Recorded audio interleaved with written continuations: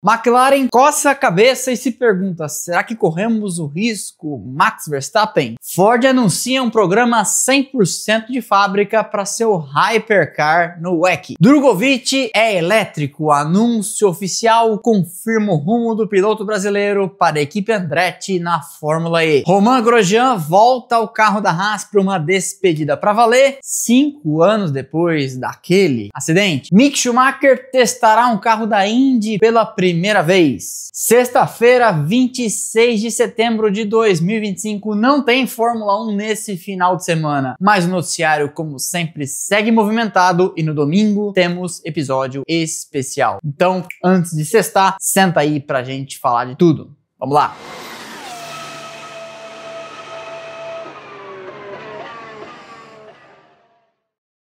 A McLaren acredita que Max Verstappen entrou no seu radar e é, pelo menos para as vitórias, uma ameaça real. Depois da vitória domingo em Baku, que se soma a outra anterior em Monza, Max Verstappen tem 2 seguidas e está no momento 69 pontos atrás da liderança. É ponto para Dedéu, mas a essa altura, por mais ardorosamente fã de Max Verstappen que você seja, é inegável. A Red Bull destravou um tanto de potencial no seu carro e os dois pilotos subiram de produção. Verstappen brigava pelo pódio, começou a vencer, Yuki Tsunoda brigava para entrar nos pontos e agora tem ido ao Q3 e fez seu melhor resultado de Red Bull domingo passado. Sexto lugar segurando uma McLaren e 2 Ferraris logo atrás dele. Não é pouca coisa. É verdade, entretanto, que isso pode ser apenas momentâneo, porque as duas pistas, Monza e Baku, por mais surreal que possa parecer, são bastante parecidas. Longos trechos de muita aceleração, freadas muito fortes e curvas em que você faz devagar e o downforce não é importante. As 3 variantes de Monza e as esquinas de Baku. Isso deixa as duas pistas muito parecidas, demandando estabilidade em frenagem, tração para reaceleração e baixíssimo arrasto para os trechos de alta. A McLaren também trabalha com a informação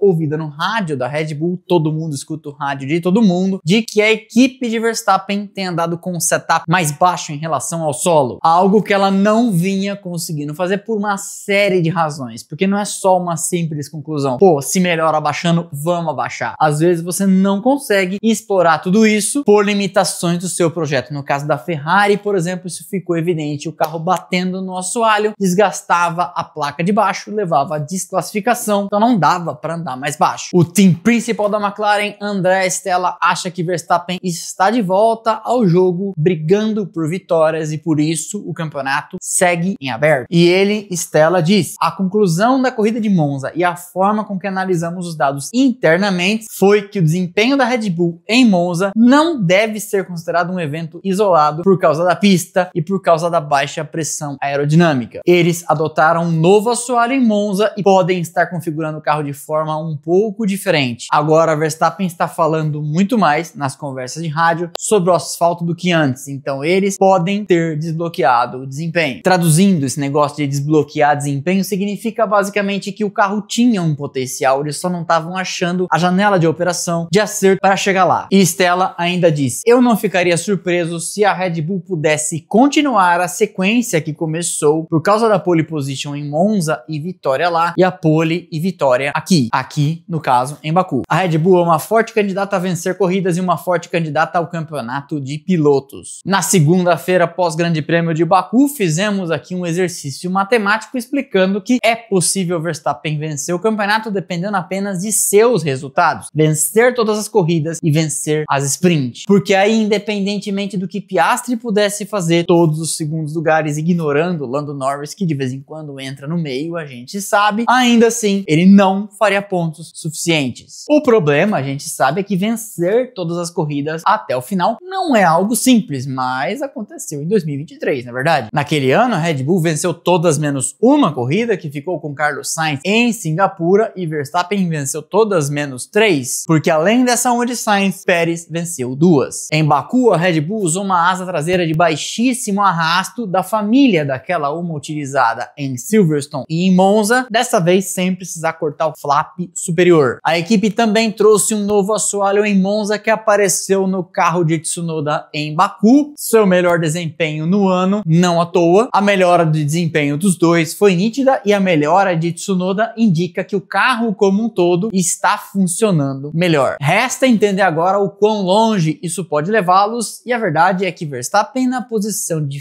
franco atirador, tendo pouco ou nada a perder, já que fora da briga do campeonato ele já estava, pode colocar ele, que tem 4 campeonatos nas costas, como um elemento para complicar a vida dos outros dois, e nenhum deles foi campeão ainda. Mais um elemento de pressão na cabeça de dois para brigar por campeonato novatos. Lando Norris, favorito para receber críticas pelo seu psicológico, e Oscar Piastri, que é poupado disso, mas vem aprontando várias. Citei aqui na live de domingo pelo menos 4 episódios recentes em que ele deu uma fundida nos miolos. Disputando posição com Norris na Áustria, na Hungria, o treino de classificação em Baku e a corrida também no Azerbaijão. Ensaiando seu retorno para as corridas de longa duração, o chamado Endurance, a Ford tinha anunciado em junho quem seria seu parceiro de chassis, a Oreca, e seu gerente de programa, Dan Sayers. E depois disso, mais nada. E nessa semana ela forneceu mais detalhes sobre o que de fato vai acontecer e quem vai operar sua equipe. Havia muita especulação sobre quem seria a parceira, e essas grandes fabricantes têm operado com equipes que têm experiência de pista, como por exemplo a Ferrari com a AF Corse, a Porsche com a Penske, e a Ford anunciou que operará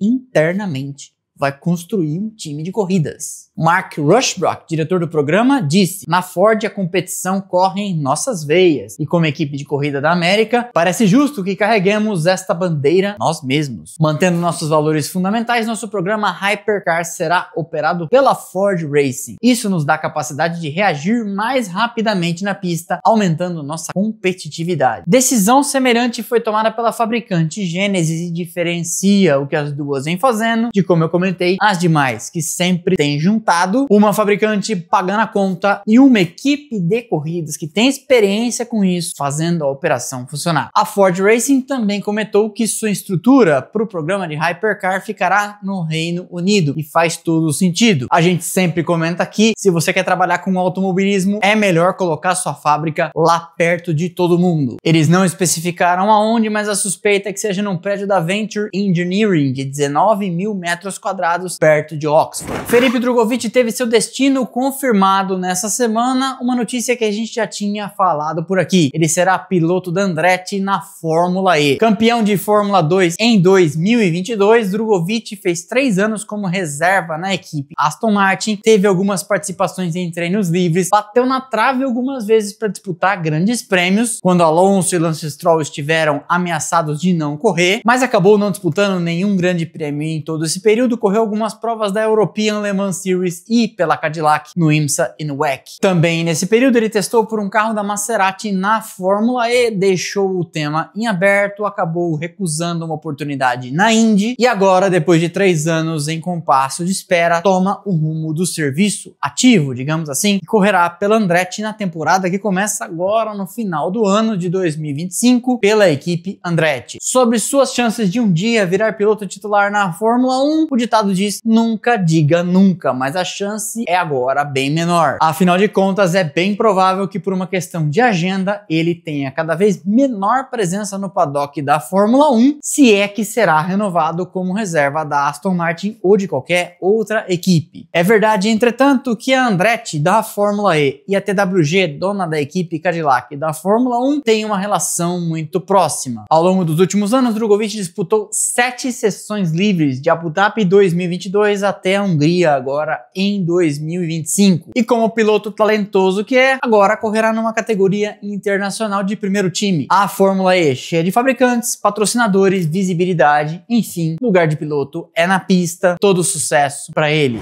Depois de quase 5 anos passados daquele acidente terrível que poderia ter custado a vida no Bahrein, Romain Grosjean está de volta ao carro da Haas. O encerramento de sua trajetória na Fórmula 1 acabou acontecendo vencendo 2 provas antes do esperado, já que Grosjean não continuaria na Haas em 2021, mas tinha contrato para terminar aquela temporada e não correu o Grande Prêmio de Sakir na semana seguinte e em Abu Dhabi, dando a vaga para Pietro Fittipaldi. A Mercedes nesse período chegou a oferecer a Grosjean a oportunidade de fazer uma despedida que acabou nunca acontecendo, e meia década depois a Haas convidou o piloto então para um dia de testes, sexta-feira passada em Mugello, na Itália. Isso só foi possível em parceria com a Toyota, que, trazendo seu apoio logístico, permite à Haas fazer os chamados TPC, Test of Previous Cars, teste de carros anteriores de anos passados. E com essa infra, 2 pilotos japoneses andaram em Fuji, no Japão, vou colocar as imagens aqui para vocês, e também permitiu a Grosjean ter sua despedida para valer da Fórmula 1. Choveu, o que não era uma condição ideal, mas de toda forma, ele comentou, foi um excelente dia na pista, depois de algumas voltas, ele disse a ferrugem já tinha passado e até treinar largadas paradas ele conseguiu. Mick Schumacher testará um carro da Indy, pensando em suas opções para o futuro. O filho do heptacampeão alemão correu em 2021, 2022 na Fórmula 1, fez algumas temporadas no WEC pela equipe Alpine, tinha pretensões com o time francês e também esteve flertando com a Cadillac, que fechou com Valtteri Bottas e Sérgio Pérez, e agora, uma vez ciente de que não tem espaço para ele na Fórmula 1, começa a reconsiderar suas opções. O teste deve acontecer no dia 13 de outubro no circuito misto de Indianápolis, aquele do Grande Prêmio de Indianápolis da Indy, com um carro da Rahal Letterman Lanigan Racing. E o filho de Michael Schumacher comentou: estou ansioso para o meu primeiro teste na IndyCar, um grande obrigado a Rahal Letterman Lanigan Racing por me dar esta oportunidade. Estou muito curioso para entender as características especiais do carro e também do circuito, que é diferente do que eu estou acostumado a pilotar, mas semelhante. Continuo muito interessado em adquirir experiência no diversificado mundo do automobilismo. Não é segredo que sou fã das corridas de monopostos, então este meu primeiro teste na Indy será uma experiência inesquecível e estou ansioso para pilotar um carro onde posso ver minhas rodas. Será que Mick Schumacher, como tantos outros que não tiveram espaço na Fórmula 1 recentemente e vieram da Fórmula 2, vai cruzar o Atlântico? No grid atual da Indy de cabeça, eu lembro do Christian Lunger, do Marcus Armstrong, do Robert Shwartzman. Esses caras corriam pela Prema na Fórmula 2 e eram companheiros do programa de pilotos da Ferrari. Mesma coisa pro Callum Ayrot, acho que são esses, então já tem pelo menos uns 4. A questão com o Mick Schumacher é simples, ele tinha velocidade para a Fórmula 1, mas batia demais, e aí não tem jeito, né? Mas que sabe pilotar, sabe, então vai ter espaço em alguma categoria de ponta, como por exemplo na Indy, por que não?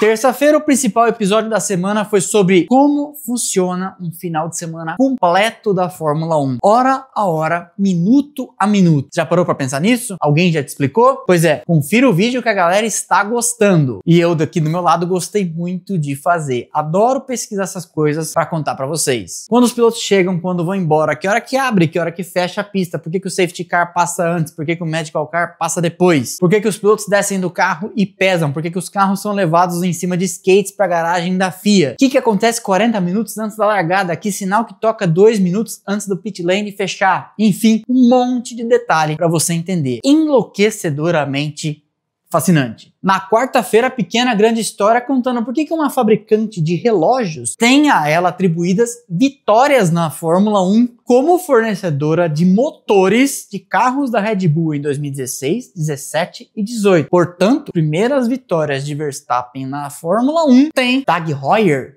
como fabricante de motores. E domingo, esse final de semana, não tem Fórmula 1, mas temos programação especial, episódio extra por aqui, mostrando para vocês minha visita ao túnel de vento da Faculdade de Engenharia Aeronáutica da USP, em São Carlos. Já viu um túnel de vento por dentro? Pois é, vai ver. Domingo que vem temos o final de semana do Grande Prêmio de Singapura, quando teremos sorteio de brindes fornecidos pela nossa parceira ReHap, kits de Lego, Ferrari, Aston Martin, Sauber e 3 minifigures. Tá aqui o QR Code da ReHap, link lá embaixo também na descrição e no primeiro comentário. Vai pelo meu link que aí o patrocinador fica feliz e sabe que tá funcionando. Por lá você vai encontrar itens colecionáveis, Legos, miniaturas, um monte de coisa, Hot Wheels e etc. Preciso inclusive colocar os Hot Wheels de Fórmula 1 no nosso túnel de vento. Promessa, preciso fazer. Deixa o like que é de graça, não custa nada, você sabe, ajuda demais o canal. Quebra essa pra mim, quebra essa pra nós. Também em final de semana que não tem Fórmula 1. Por que não? É por causa de vocês que curtem, comentam e deixam hypadas que a gente tem a maior e melhor audiência de Fórmula 1 do Brasil. A coisa é retroalimentada. Não adianta deixar like no vídeo passado e não deixar nesse. Então vai lá e deixa o like, o trabalho é ridículo. Dá pra fazer também pela televisão. Controle remoto ali pra cima, setinha e dá ok. Para não perder nada do que a gente faz por aqui, temos canais de notificação, Instagram, Telegram e WhatsApp. Você entra e passa a receber um recadinho automático, assim que a gente publica cada um dos conteúdos. E assim você não perde nada e a gente não fica dependendo aqui do YouTube de te lembrar. Por fim, estamos beirando os 100 mil inscritos no nosso Instagram. Já tá até arte comemorativa pronta. Tá passando aqui o arroba desta rede social e das outras também, Twitter, Threads e TikTok. Link lá embaixo para você seguir a gente onde tem conteúdo o tempo todo. Então é isso, sexta-feira eu curti mini férias essa semana, já estou de volta aqui ao Batente trabalhando. Valeu, aquele abraço, sextou e... juízo.